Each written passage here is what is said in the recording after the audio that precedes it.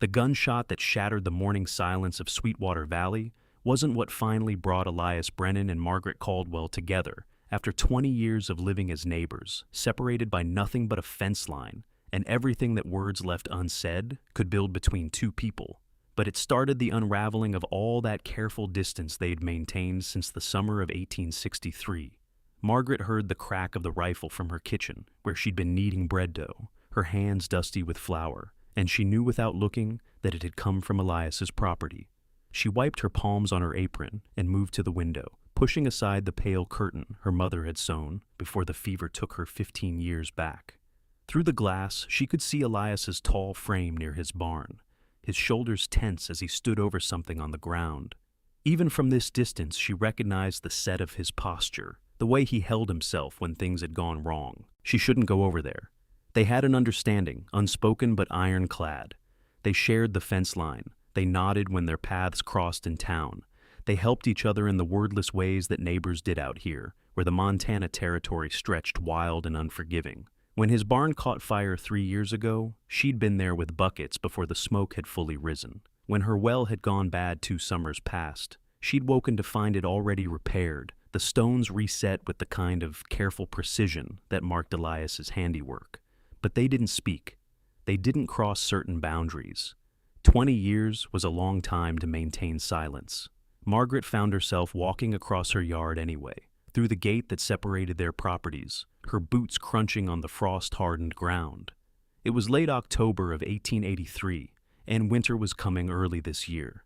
She could smell it in the air, that particular sharpness that meant snow before November ended. Elias looked up as she approached, and for a moment something flickered across his weathered face. He was 42 years old, she knew, though she'd never asked him directly. She'd been 18 when she'd arrived in Sweetwater Valley with her father, a bride meant for a man she'd never met, a rancher named Thomas Caldwell, who'd needed a wife and had the money to send for one. She'd been 22 when Thomas died, thrown from a horse that had spooked at a rattlesnake, leaving her with a ranch she barely knew how to run, and a neighbor who watched from across the fence line with eyes the color of storm clouds. "It's my horse," Elias said, his voice rough from disuse. They so rarely spoke that every word felt weighted. "Copperhead broke his leg in a gopher hole." Margaret looked down at the beautiful chestnut gelding lying on its side, breathing hard, its eyes rolling with pain. The leg was clearly shattered, bone visible through torn flesh. She'd seen enough injuries out here to know there was no saving it. "I'm sorry," she said quietly. Elias nodded once, his jaw tight. He was holding his rifle loosely in one hand, but she could see the tension in his knuckles, white against the dark metal. "He was a good horse. 16 years I've had him. 16 years. Since before she'd buried Thomas. Since before her father had followed his son-in-law into the ground just 2 years later, leaving her truly alone on the Caldwell ranch with no family, no husband, nothing but the land and the cattle and the endless work that came with both. You want me to stay?" The words surprised her even as she spoke them. Elias looked at her then, really looked at her, and Margaret felt something shift in her chest. His eyes were red-rimmed, whether from the cold or emotion she couldn't tell. "No need to trouble yourself." But he didn't tell her to leave, and so she stood there as he knelt beside Copperhead, ran his hand along the horse's neck one final time, and then stood and stepped back and put the animal out of its misery with one clean shot. The sound echoed across the valley, sending birds scattering from the nearby cottonwoods. They stood in the ringing silence afterward, neither moving. Margaret counted her heartbeats, steady and too loud in her ears. She should go. She should turn around and walk back to her kitchen and her bread dough and the comfortable, familiar solitude she'd built around herself like a wall. "Margaret," Elias said, and stopped. She waited, barely breathing, but he just shook his head, the moment passing. "Thank you for coming over." She nodded and turned away, feeling his eyes on her back as she walked home. Her hands were shaking by the time she reached her kitchen, though she couldn't have said why. That night she lay in bed and listened to the wind rattling her windows and thought about the way Elias had said her name. He'd spoken it so rarely over the years that she'd almost forgotten how it sounded in his voice, low and careful, like something precious he was afraid to break. She wondered, not for the first time, what would have happened if she'd been braver 20 years ago. If she'd acknowledged what had passed between them, that first summer when she'd been so young and lost, and Thomas had been alive but distant, already pulling away from her before she'd fully understood what marriage meant. Elias had been different then, 22 and full of rough kindness, helping her father build the fence between their properties, teaching her how to recognize the signs of a coming storm, showing her which plants the cattle wouldn't eat and which would poison them. She'd fallen in love with him slowly, the way ice forms on a pond, so gradual you don't notice until suddenly everything is frozen solid and unbreakable. And then Thomas had died, and she'd been a widow, and Elias had stepped back across some invisible line, and 20 years had passed in careful, quiet parallel. Margaret rose before dawn the next morning, as she always did, and went about her chores with the methodical efficiency of long practice. She had 12 head of cattle left, down from the 100 Thomas had run in his prime. She'd sold off most of the herd over the years, keeping only what she could manage alone.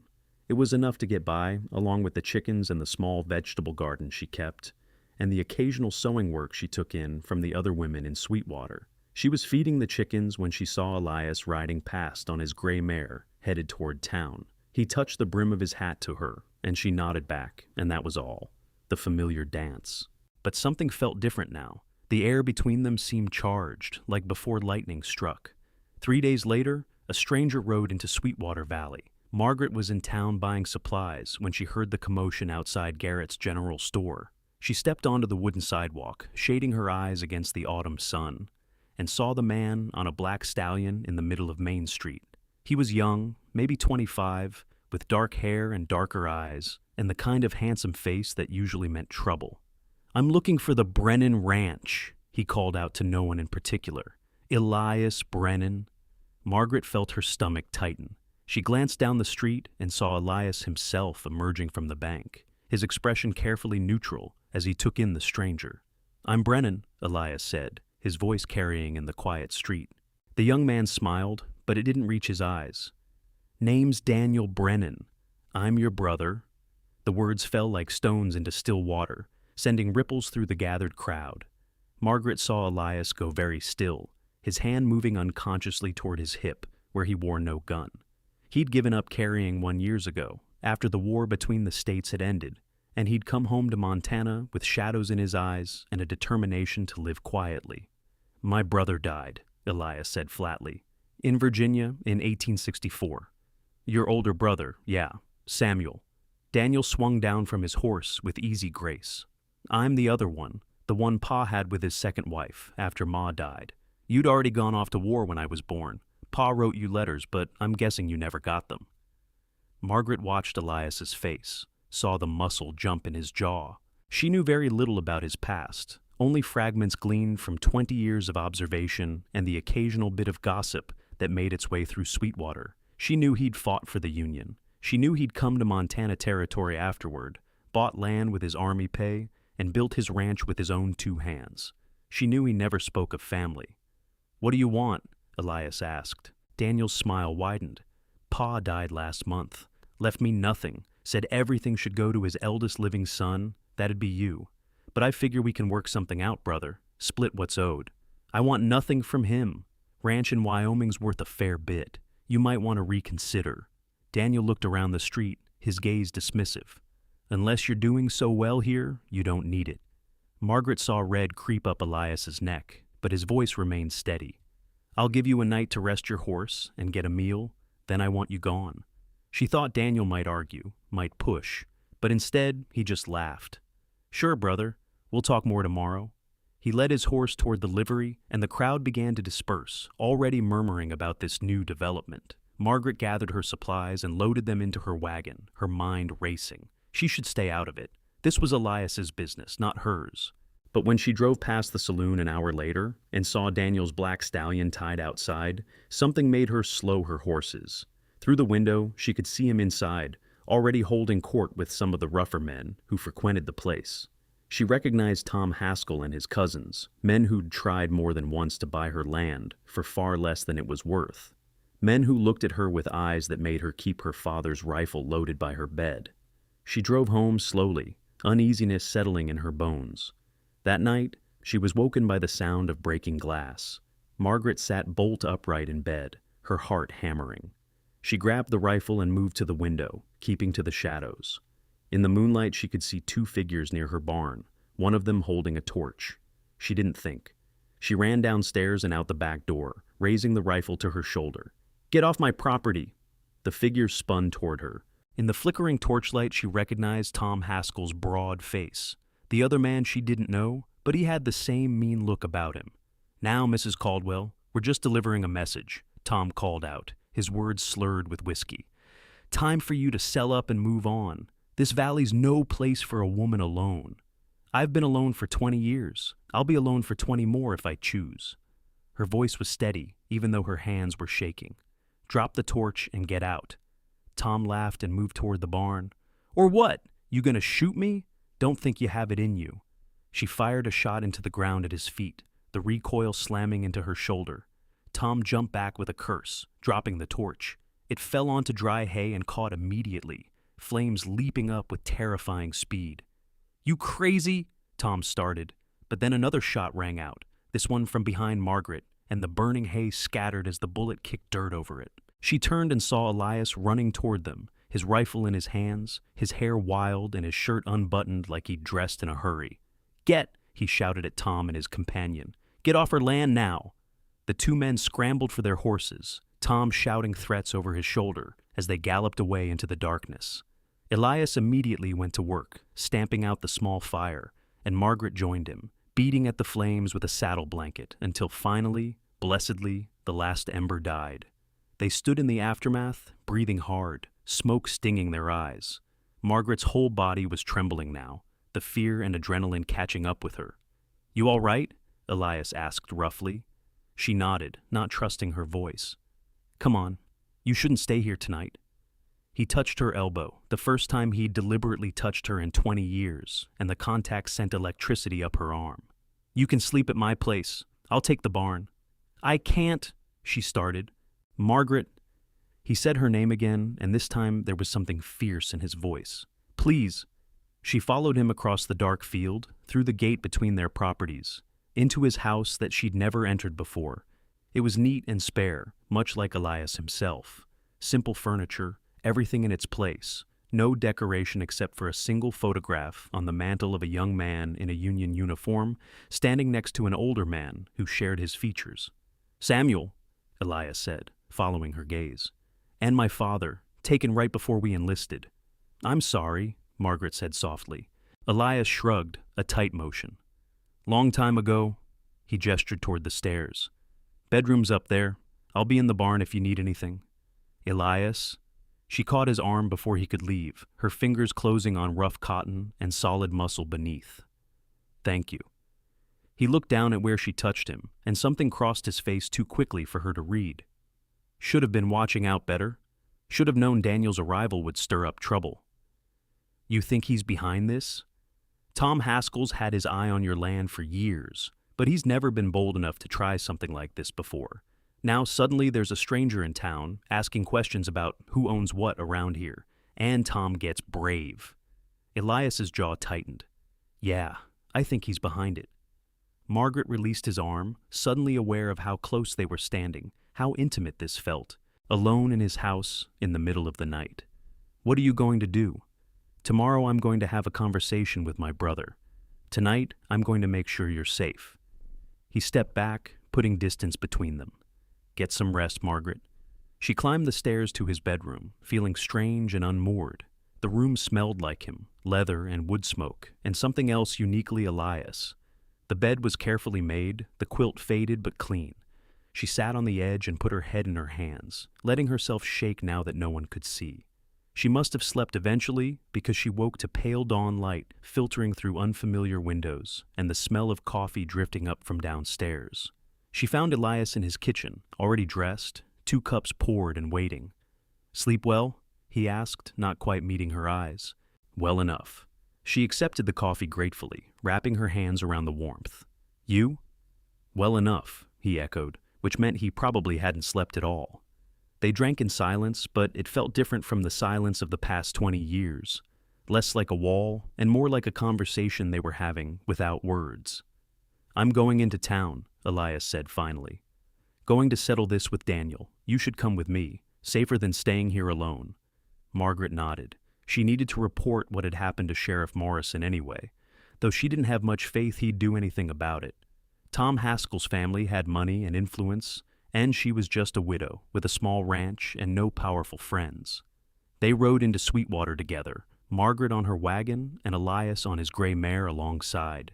People stared as they passed, and Margaret could practically hear the gossip starting. In 20 years, she and Elias had never been seen together like this, traveling as a pair, clearly united in some purpose. Let them talk, she thought with a flash of defiance.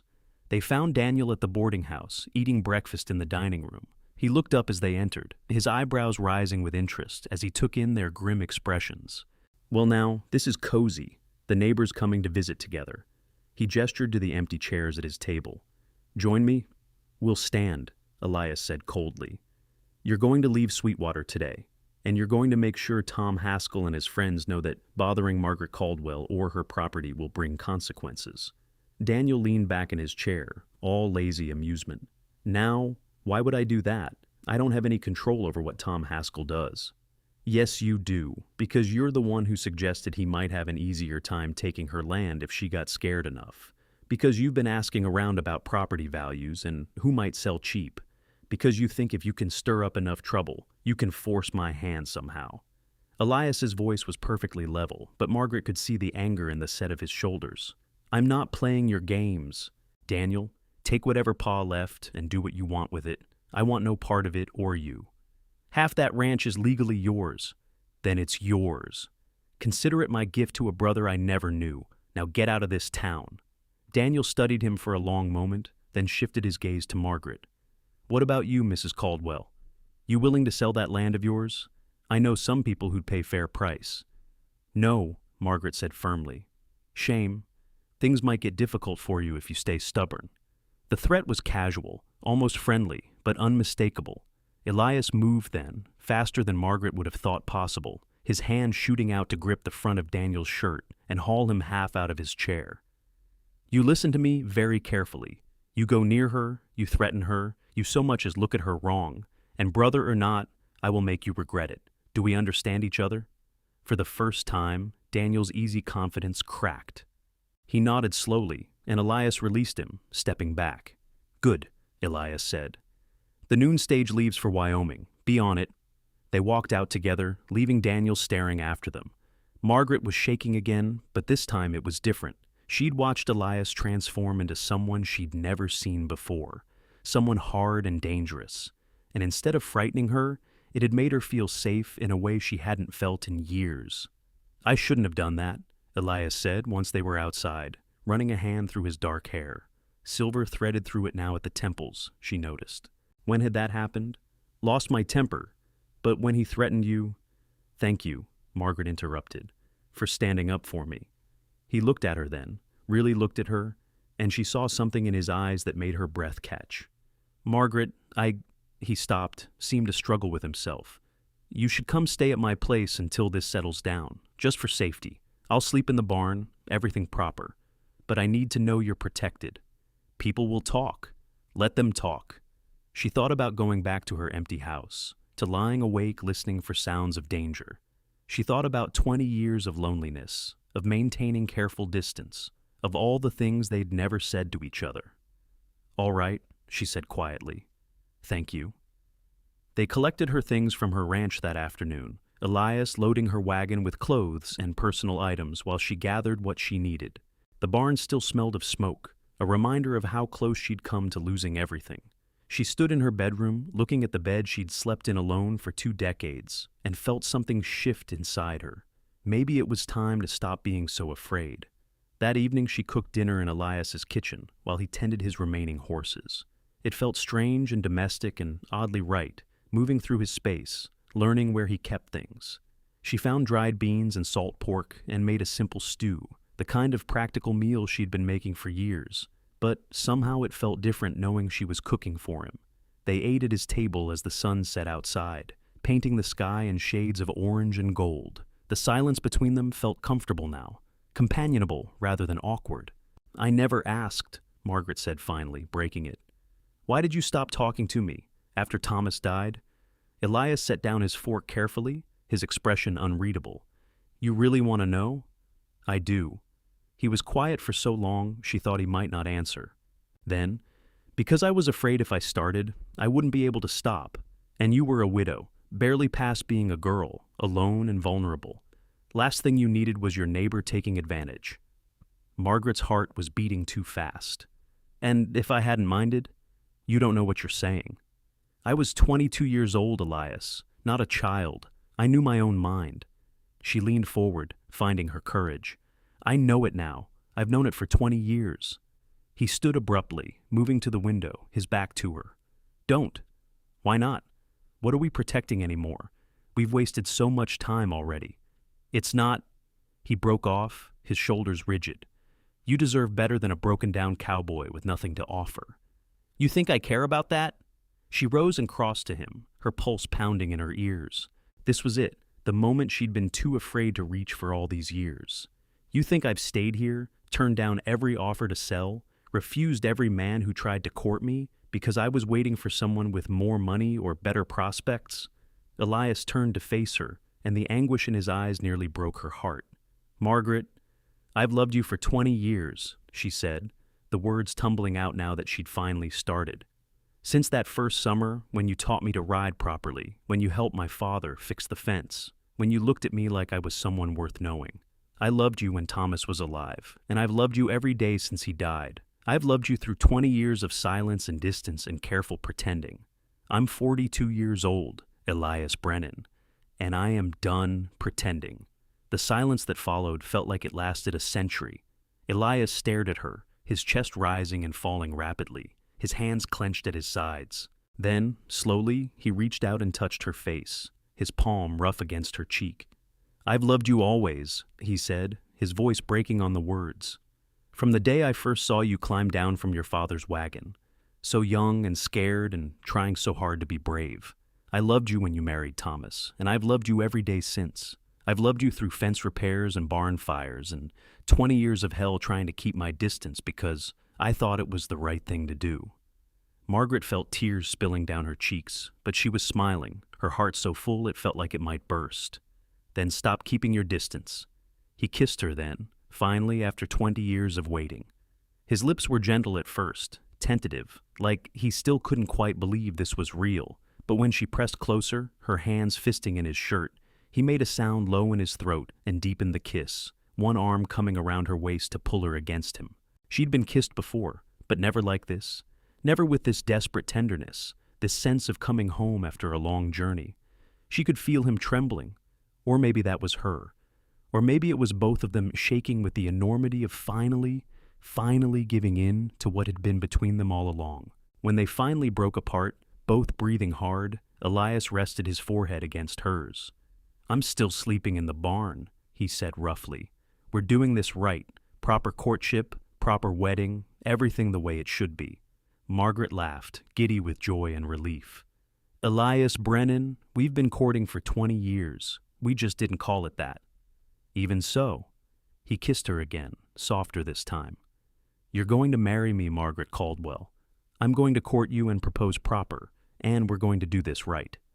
I'm going to marry you, she agreed, smiling against his mouth. But you should know, I expect an actual proposal, something romantic. I'll see what I can do. He did sleep in the barn that night, though it took all his willpower to walk out that door. Margaret lay in his bed, touching her lips where he'd kissed her, and felt like she was dreaming. 20 years of silence, and now suddenly the world had cracked wide open.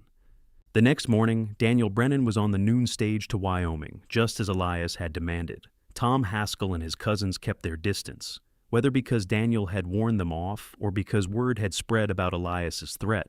Margaret didn't know and didn't care. What mattered was that Elias came to her door every evening with flowers from the meadow or a fresh-caught fish or, once memorably, a book of poetry he'd ordered special from the general store. What mattered was that they sat on his porch and talked, really talked, making up for 20 years of silence. She learned about his childhood in Ohio, about his mother's death when he was 12, about the war and the things he'd seen that still haunted him sometimes. He learned about her life in Boston, about the father who'd gone bankrupt and seen sending her west as the only option, about her brief unhappy marriage to Thomas, who'd wanted a wife, but not a partner. They learned each other slowly, carefully, like people who knew they had time now and meant to use it well. 2 weeks after that first kiss, Elias asked her to ride out with him to a spot up in the hills above Sweetwater Valley. She went willingly, curious about what he had planned. They rode for an hour, climbing steadily until they reached a meadow she'd never seen before. It was beautiful, surrounded by pine trees, with a view that stretched for miles across the valley below. "Used to come here when I first moved to Montana," Elias said, helping her down from her horse. "When things got too much. Peaceful up here. It's beautiful." He took her hand, lacing his rough fingers through hers. "Margaret Caldwell, I'm not a man of fancy words, never have been. But you asked for a proper proposal, so here it is." He took a breath. "I've loved you for 20 years, and if you'll have me, I want to love you for 20 more, 40 more, however long the Lord gives us. I want to wake up next to you every morning and go to sleep with you every night. I want to work the land together and build something that lasts. I want to finally stop pretending you're not the other half of my soul." He pulled a simple gold band from his pocket, clearly old, worn smooth with time. "This was my mother's. It's all I have of any value, and I want you to wear it. Will you marry me?" Margaret was crying again, but she was laughing too, nodding so hard she probably looked ridiculous. "Yes. Yes, of course, yes." He slipped the ring onto her finger, and it fit perfectly, like it had been waiting for her all this time. Then he kissed her there in the meadow, with the whole valley spread out below them, and Margaret thought that maybe all those years of waiting had been worth it to reach this moment. They were married 3 weeks later in the small church in Sweetwater, with half the town in attendance. Margaret wore a dress of deep blue that she'd sewn herself, working late into the nights because she wanted it to be special. Elias wore his best suit, his hair neatly trimmed, looking almost nervous as he waited for her at the altar. Sarah Fletcher, the general store owner's wife, stood as Margaret's witness. John Morrison, the sheriff, stood for Elias. The ceremony was simple, the words familiar, but when Elias said, "I do," his voice shook, and when Margaret said the same, her heart felt so full she thought it might overflow. "You may kiss your bride," the preacher said, smiling. Elias cupped her face in both hands and kissed her with a tenderness that made her forget anyone else was watching. Someone in the back whooped and laughter rippled through the church, but Margaret barely heard it. All that mattered was Elias, finally hers, finally allowed to be hers after so long. They held a small reception at the boarding house, eating cake and dancing to music from a fiddle player who'd come up from Helena. Margaret danced with her new husband, his arms strong around her, and felt like she was floating. "Happy?" Elias murmured against her hair. "Happier than I ever thought I could be." He pulled back just far enough to look at her, his storm gray eyes soft. "Going to spend the rest of my life making sure you stay that way." That night they went home to Elias's ranch, which was now their ranch. Margaret had decided to lease out her property to a young couple who just moved to the valley, keeping ownership but letting them work the land. It seemed right, letting someone else have a chance at building a life there. Elias carried her over the threshold even though she laughingly protested, setting her down gently once they were inside. The house was lit with candles, dozens of them, and there were more flowers everywhere. "Did you do all this?" she asked, touched. "Might have had some help from Sarah Fletcher. Wanted it to be special." He looked almost shy, this man who'd faced down his brother and defended her without hesitation. "I know we're not young anymore, not starting out fresh, but I wanted—" She kissed him, stopping the words. "It's perfect. You're perfect. This is everything I never let myself hope for." He kissed her back, slow and deep, and Margaret felt the last walls inside her crumble. They had time now, all the time they'd denied themselves. They had nights and mornings and all the moments in between. They had each other, finally, after so long. They made love slowly, learning each other with patience and tenderness, and if Margaret cried again, it was from joy so profound it had nowhere else to go. Elias held her after, her head on his chest, his heartbeat steady beneath her ear. "Never letting you go," he murmured into her hair. "Never wasting another day." "Good," she whispered back, "because I'm never letting you go either." They fell asleep tangled together, and Margaret dreamed of the future they would build together, no longer separated by silence and fear. The winter that followed was harsh, snow piling high around the ranch, temperatures dropping so low that water froze solid in the troughs. But Margaret had never been warmer. She and Elias worked the ranch together, learning how to move as partners rather than neighbors. They combined their herds, the few cattle they each had, becoming the foundation for something larger. They talked about the future, making plans. In the evenings they sat by the fire, and Elias read to her from the books he ordered from back east, his deep voice turning poetry into music. Sometimes they just sat in comfortable silence, her mending or knitting while he carved, the quiet between them now full of warmth instead of distance. They made love often, discovering each other with the enthusiasm of people who had waited too long and meant to make up for lost time. Margaret learned that Elias was ticklish along his ribs, that he loved it when she kissed his throat, that he whispered her name like a prayer when he came undone in her arms. He learned every sensitive spot on her body, learned what made her gasp and sigh and cry out his name. It was like being young again, except better because they knew how precious this was, how easily it could have been lost. Spring came slowly, the snow melting in fits and starts, the creek rising with runoff. Margaret discovered she was pregnant in April, confirmed it in May, and told Elias on a warm evening in June as they sat on the porch watching the sunset. He went very still, his hand frozen on her knee. "You're certain?" "As certain as I can be without a doctor. But yes, I'm certain." She covered his hand with hers. "I know we're not young. I'm 43, Elias. This might not—" He kissed her, hard and joyful, then dropped to his knees in front of her chair and pressed his face to her stomach. "A baby. Our baby." Margaret ran her fingers through his hair, blinking back tears yet again. She seemed to cry all the time now, whether from the pregnancy or simple happiness she wasn't sure. "Are you happy about it?" He looked up at her, his eyes bright. "Margaret, I'm terrified and thrilled and can't quite believe it's real.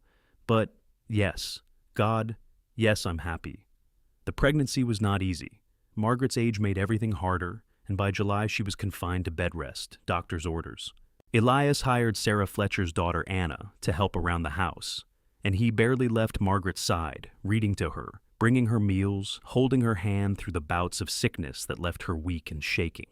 "I'm sorry," she whispered one night after a particularly bad spell. "I'm sorry I'm so much trouble." "Don't!" Elias pressed a kiss to her forehead.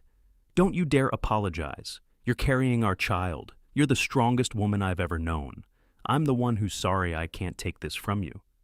In September, when the leaves were just starting to turn gold, Margaret's water broke in the middle of the night.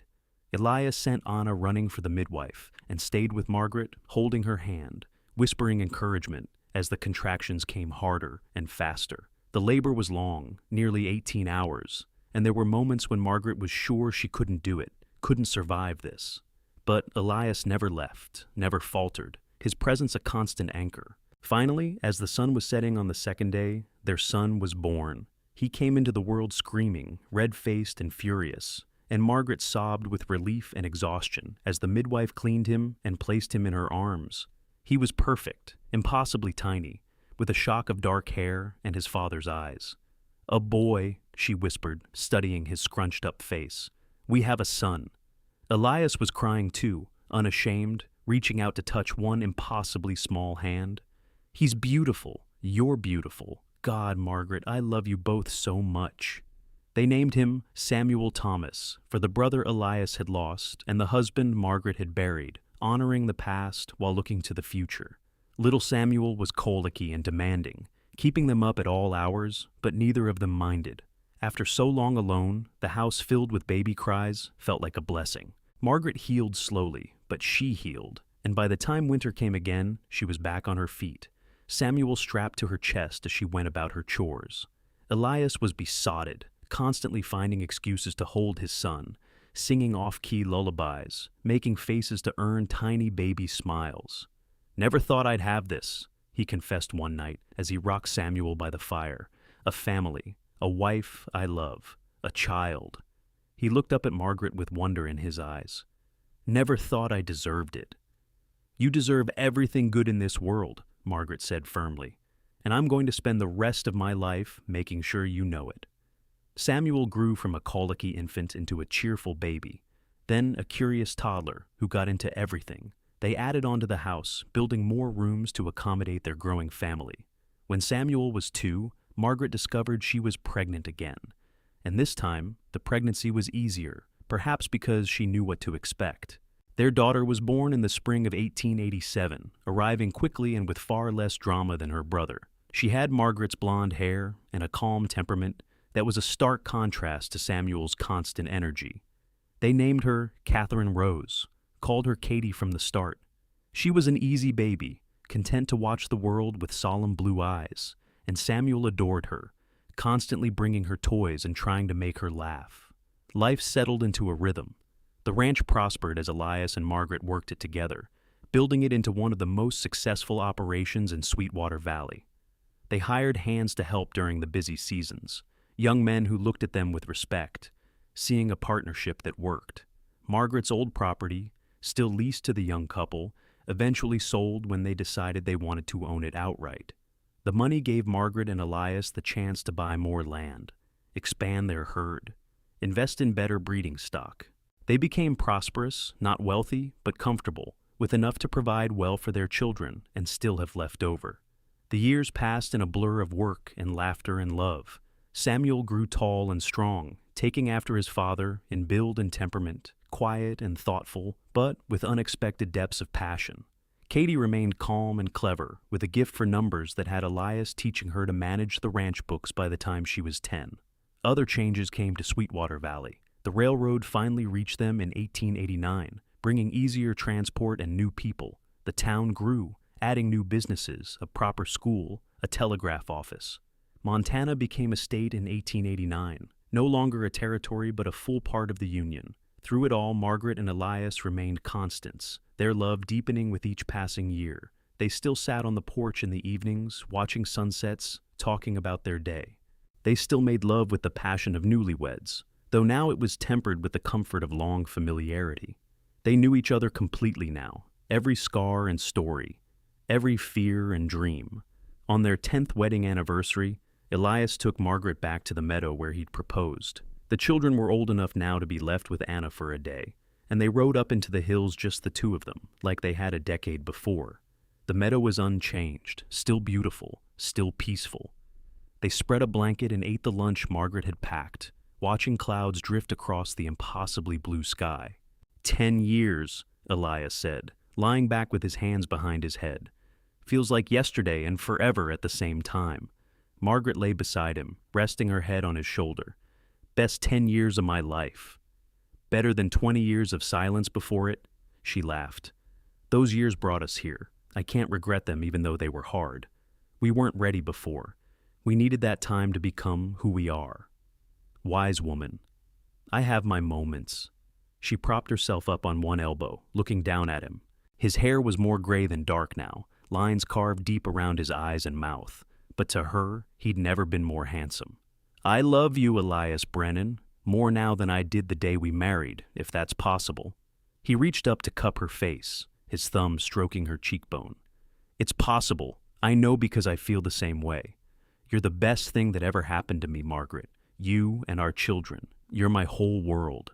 They made love there in the meadow, unhurried and sweet, celebrating a decade of marriage and looking forward to all the decades still to come. Life was not always easy. The ranch faced droughts and harsh winters, cattle disease, and market fluctuations. Samuel broke his arm when he was 12, falling from a horse, and Margaret spent 3 anxious days nursing him through a fever that followed. Katie developed pneumonia the winter she turned 8, and for a terrifying week, they thought they might lose her. But they faced everything together, Elias and Margaret, a united front against whatever the world threw at them. And more often than not, good things happened. Samuel grew into a fine young man, responsible and kind, exactly the sort of son they had hoped for. Katie's sharp mind and sharper tongue made her a force to be reckoned with, and Margaret knew her daughter would do remarkable things. By 1895, Samuel was 15 and already looking like a man, tall and broad-shouldered, working the ranch alongside his father. Katie was 8 and precocious, reading everything she could get her hands on, asking questions that made even Elias pause to think. They were at dinner one evening, the 4 of them around the table, when Samuel cleared his throat nervously. Pa, Ma, there's something I need to tell you. Elias set down his fork, giving his son his full attention. What is it? You know the new teacher who came to town last month, Miss Lillian Hartwell? Samuel's ears went red. I'd like permission to court her, properly. Margaret and Elias exchanged glances. They'd noticed Samuel making excuses to go into town more often, had seen the way he cleaned up extra careful before leaving. But Miss Hartwell was 22, 7 years older than Samuel. She's a bit old for you, son, Elias said carefully. She's 22, I'll be 16 in 3 months. It's not that big a difference. It is when you're your age, Margaret said gently. Samuel, I'm not saying no, but maybe wait a year or two, see how you feel then. Samuel's jaw set stubbornly. So, like his father, it made Margaret's heart clench. I know my own mind. I've loved her since the day she arrived. The words echoed strangely in the kitchen, and Margaret saw understanding dawn on Elias's face. Their son was following in their footsteps, apparently, falling young and hard and certain. Tell you what, Elias said after a moment. You wait until you're 16. If you still feel the same way, and if Miss Hartwell is agreeable, then we'll discuss courtship. But you do this right, Samuel.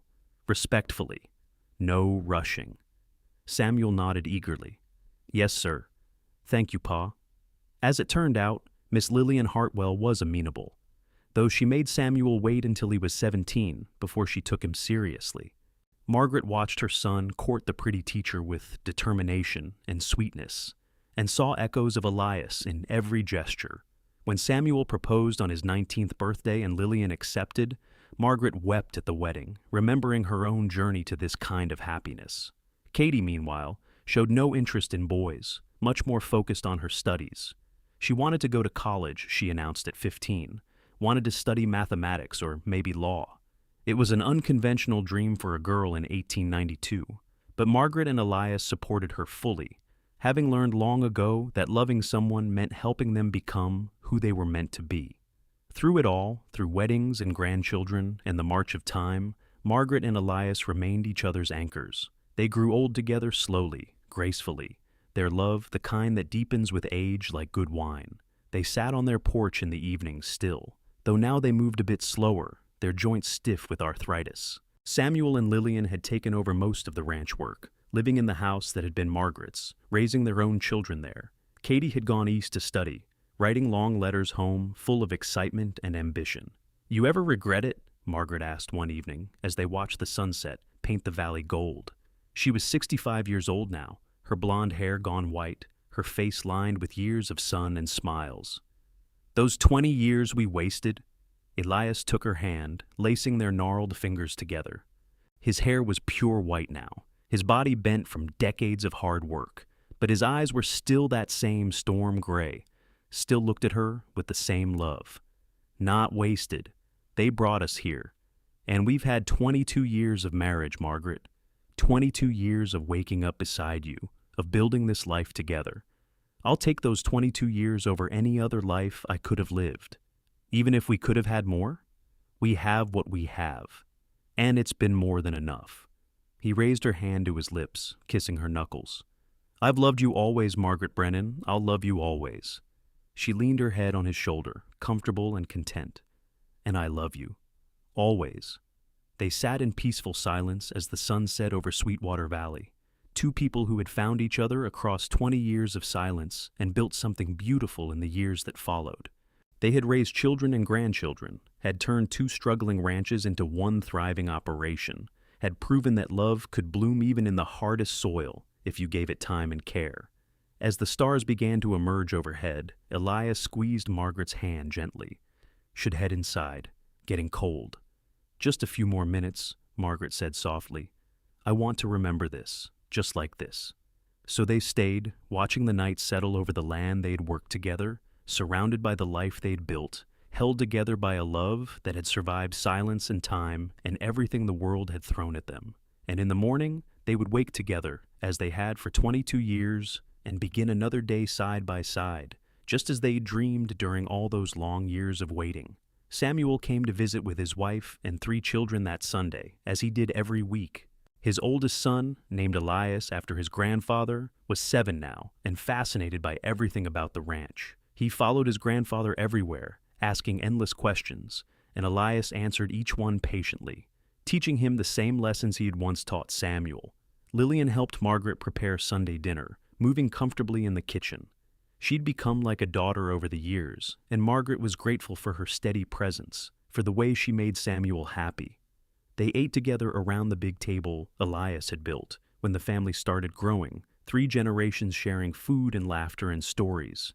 Young Elias spilled his milk, and his little sister tattled on him, and Samuel and Lillian mediated with the weary patience of experienced parents. Margaret and Elias watched it all with the contentment of people who'd built something that would outlast them. After dinner, Samuel pulled his father aside. "Pa, there's something I need to discuss with you and Ma about the ranch." They sat in the parlor while Lillian kept the children occupied outside. Samuel looked serious, his hands clasped between his knees. "What is it, son?" Elias asked. "You and Ma have been talking about maybe moving into town, getting a smaller place, taking it easier. And I think you should. You've worked this land for over 30 years, Pa. You've earned some rest." Samuel took a breath. "Lillian and I want to buy you out. Not all at once, but over time, monthly payments. That way you'd have steady income, and we'd officially own the ranch. You could still come out whenever you wanted. This would always be your home, but you wouldn't have the burden of it anymore." Margaret felt her throat tighten. They had been talking about it, she and Elias, late at night, when her joints ached too much to sleep, and his back spasmed from decades of hard labor. The idea of a small house in Sweetwater, close to the doctor and the general store, without the constant demands of the ranch. But actually doing it, actually letting go? "We don't have to decide right now," Samuel added quickly. "Just think about it, talk it over. But I wanted you to know the offer's there." "Thank you, son," Elias said quietly. "We'll think on it." After Samuel and his family left, Margaret and Elias sat together in the gathering dusk. The house felt too quiet suddenly, too big for just the two of them. "What do you think?" Margaret asked. Elias was quiet for a long moment. "I think he's right. We're not young anymore, Margaret. Another bad winter, another injury, and we might not recover. Better to make the choice now while we can, rather than have it forced on us later. It feels like giving up. It feels like trusting what we built to last." He took her hand. "We've had a good run, more than good, and we'll still be here for Samuel and the grandchildren, just not carrying the weight of it all ourselves anymore." Margaret nodded slowly. He was right. She knew he was right. But it still hurt, letting go of this life they had carved out together. "Besides," Elias added with a smile, "imagine having time to just sit and read, to take walks whenever we want, to travel maybe. You always wanted to see San Francisco.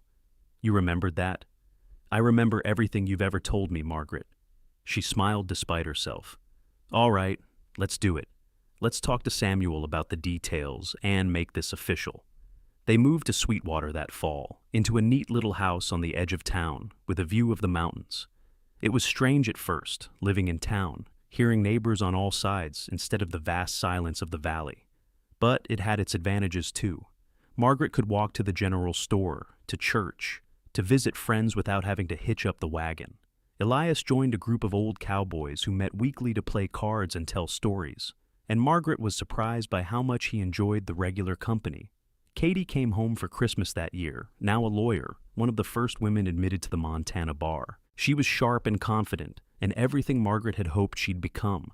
She'd also brought someone with her, a young man named Robert Chen, who taught mathematics at the same college Katie had attended. "Ma, Pa, this is Robert. We're going to be married in the spring," Katie announced over dinner, practical as always. Robert was quiet and kind, with an accent that spoke of an upbringing far from Montana. He clearly adored Katie, looking at her with the same mix of awe and love that Elias still directed at Margaret after all these years. "Welcome to the family," Elias said, shaking Robert's hand. "You're a braver man than me, taking on Katie." Katie rolled her eyes, but she was smiling, and Margaret saw the happiness radiating from her daughter. They attended Katie's wedding in San Francisco that April, the trip west that Elias had promised. It was Margaret's first time seeing the ocean, and she stood on the beach with tears running down her face, overwhelmed by the vast beauty of it. "Worth waiting 66 years for?" Elias asked, his arm around her waist. "Worth everything," she agreed. They stayed in California for 2 weeks, guests of Katie and Robert in their small apartment near the university where they both taught. It was a different world from Montana, loud and crowded and fast-paced, but Margaret loved seeing her daughter so clearly in her element. On their last evening, Katie took them for a walk along the waterfront. The sun was setting over the Pacific, painting the sky in impossible colors. "I'm grateful to you both," Katie said suddenly, "for letting me go, for supporting my dreams even when they didn't look like what most parents want for their daughters." "We just wanted you to be happy," Margaret said, "to be yourself." "You showed me what love looks like," Katie said, "what partnership looks like. You and Pa, the way you respect each other, the way you work together. That's what I have with Robert, and I wouldn't have known to look for that if I hadn't seen it in you first."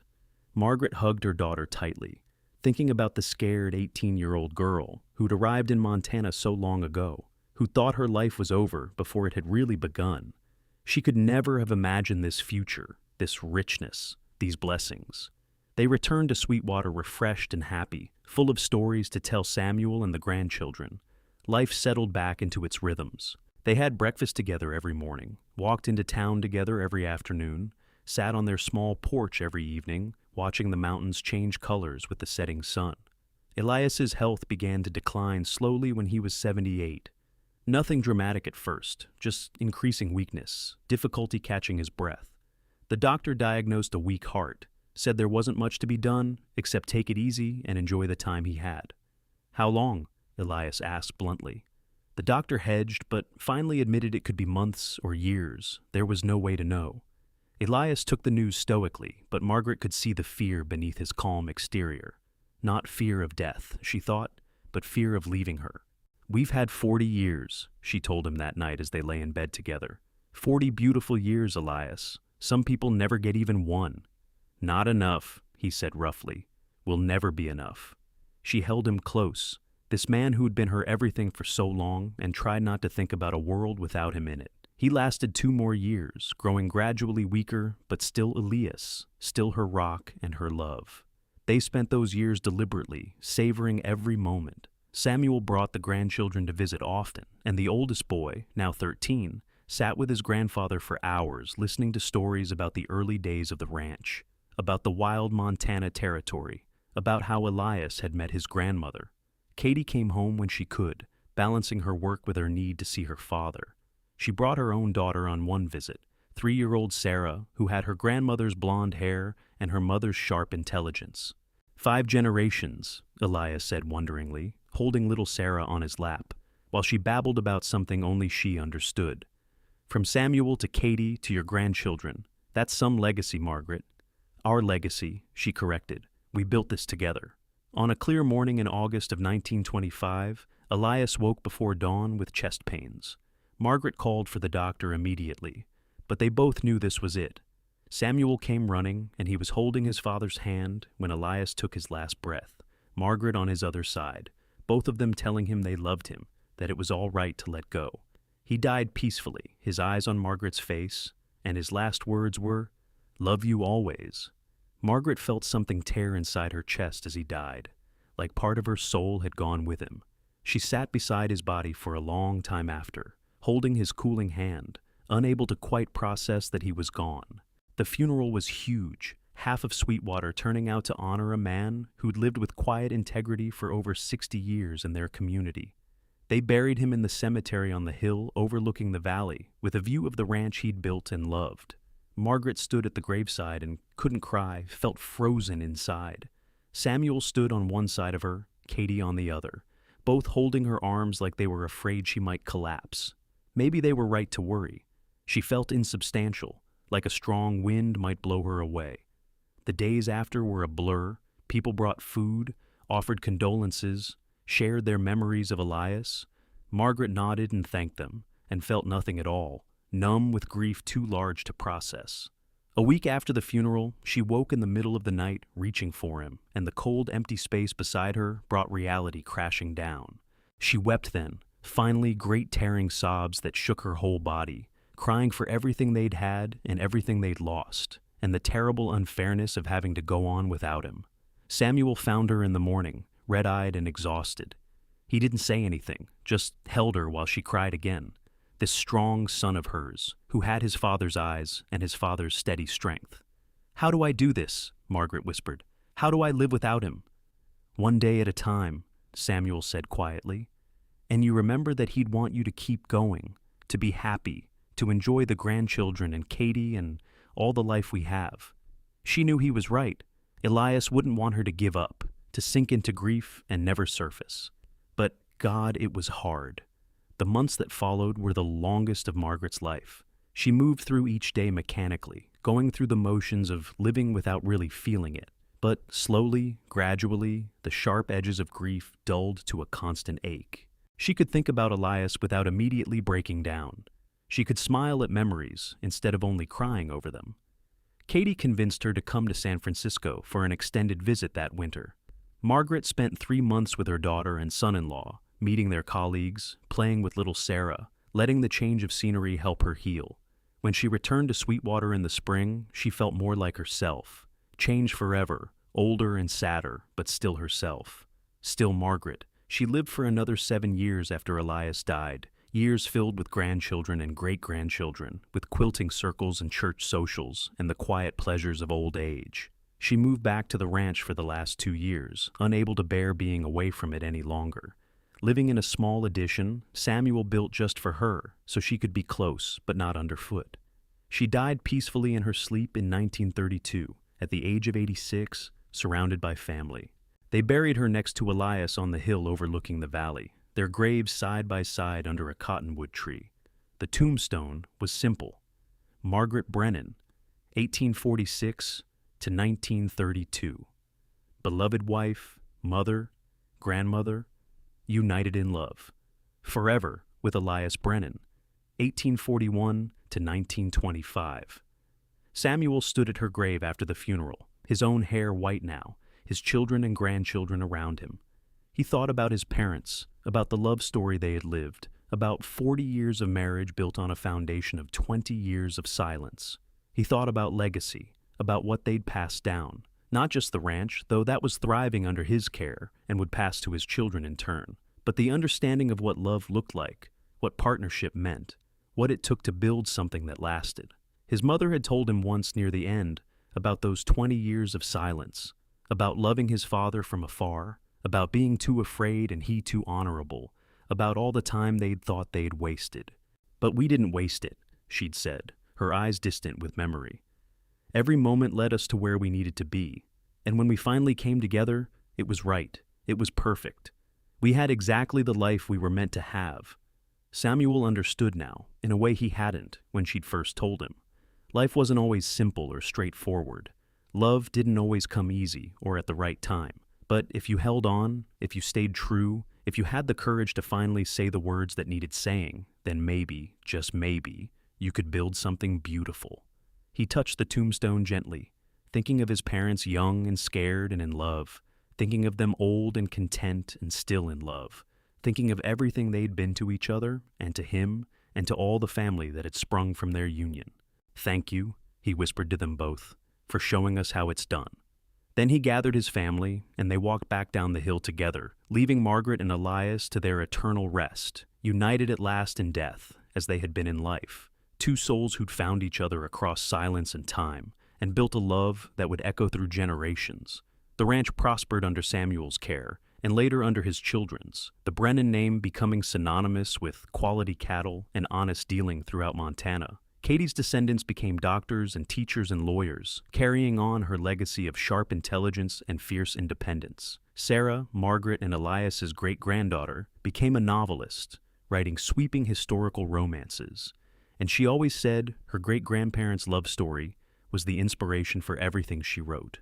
And sometimes, on quiet evenings, when the sunset painted the valley gold and the wind whispered through the cottonwoods, ranch hands swore they could see two figures sitting on the porch of the old house, side by side, hands clasped, watching over the land they'd built together, and the family that had sprung from their long-delayed but never-forgotten love.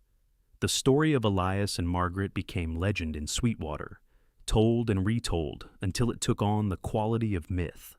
20 years of silence, people said, shaking their heads in wonder. 20 years of loving each other from across a fence line, too scared or too honorable or too something to bridge that gap. And then 40 years of the kind of marriage people dreamed about, the kind of partnership that made you believe in soulmates and destiny and love that could survive anything. Young couples would visit their graves sometimes, leaving flowers, whispering promises to each other, to never waste time the way Margaret and Elias had, to speak their love loudly and often and without fear. But the older folks, the ones who'd known them, understood better. It wasn't wasted time, those 20 years. It was preparation. It was becoming. It was learning who they were so they could fully appreciate who they were together. And when they'd finally come together, when Elias had finally said those words that had been locked in his heart for 2 decades, "I've loved you always," it had been perfect. It had been right. It had been exactly what both of them needed, at exactly the moment they were ready to receive it. That was the real lesson of their story, the one that got lost sometimes in the romance and the drama. Love isn't always about perfect timing or ideal circumstances. Sometimes it's about patience, about faith, about believing that if something is meant to be, it will find its way, even if it takes 20 years of silence to get there. Margaret and Elias had found their way. They'd built a life together that lasted long after they were gone, a legacy of love and family and honest work that rippled out through generations. And if they'd had to wait a little longer than most, well, maybe that just made it sweeter when they finally found their way home to each other. The sun set over Sweetwater Valley, as it had every evening for millions of years before Margaret arrived as a scared 18-year-old bride, and would for millions more after the last of their descendants had turned to dust. The land endured, the love endured, and somewhere, in whatever comes after this life, Margaret and Elias were together still, finally free of all the things that had kept them apart, united always in the love they had carried through silence and time, and finally, blessedly, into the light. This was their story. This was their legacy. 20 years of silence, 40 years of love, and an eternity of knowing they'd found exactly what they'd been looking for in each other. And that, in the end, was enough. More than enough. It was everything.